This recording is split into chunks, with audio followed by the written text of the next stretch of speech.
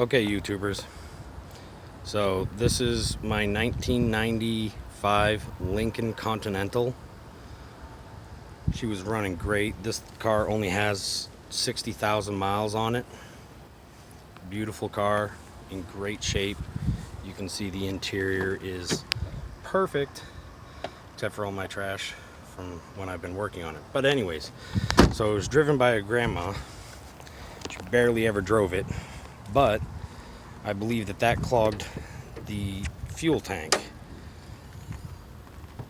because when it died, I took this little cap off here. See the Schrader valve? Well, I took and I turned the key on, or had my wife turn the key on while I was pressing that, and I got no fuel coming out whatsoever. And so I took this piece off, sprayed some starter fluid in it, and it started right up. And so I knew I had a fuel problem, but I didn't want to just go replacing parts, so I started checking wires. I went back into the trunk back here. I tested the fuse up front underneath the engine compartment. The fuse is right here in this little bad boy right here. It's right here. Okay, this one right here. This is your fuel pump. Okay, that was good. I was getting power there. The fuse isn't blown. Came back here where it goes next, as far as I can tell, is it goes back here into this little compartment, and it goes to this. So I pulled this little connector off. This little connector had power to it, and if you follow that wire, it goes down underneath all of this junk in my trunk now.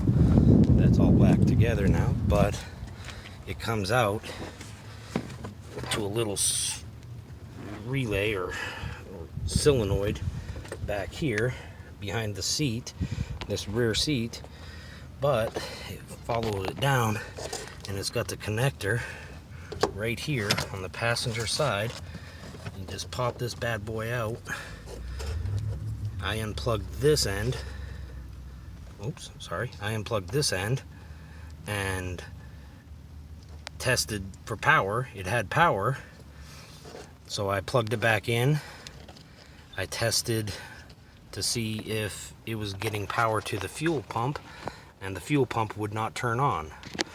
So then I just cut, about 5 minutes ago, I just cut this hole. And if you want to know exactly where to cut, there's a midline where they put this wrap on top. I'm not sure what the wrap is for, but probably vibration or sound or something. But there's a midline right here where two pieces come together. If you cut exactly on that midline, come over about 8 inches and down about 8 inches, then you can just bend this whole thing up, and your fuel pump is directly underneath that. You could come over if you want to have more space for disconnecting these. You could come over more this way, but I didn't want to have that big of a hole. I just wanted the smallest hole that I could, because I can finagle these lines just fine. But now I'm going to take this out.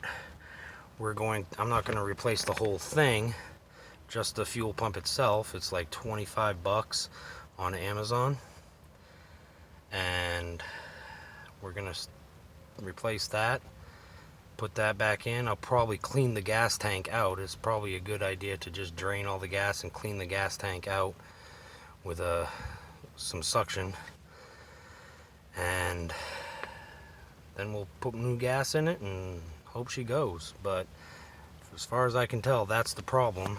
I did check the fuel filter, which is right down in there. It's right beneath this little connector. The fuel filter's right there. And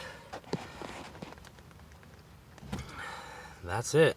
So if you have a fuel pump problem, If you think it's a fuel pump, make sure you test this little lead here, because if this isn't getting power, then it's the solenoid that's back behind the seat. So that's all I got for you today. I'll probably upload another video when I'm finished. Make sure that it works. Alright, have a good one.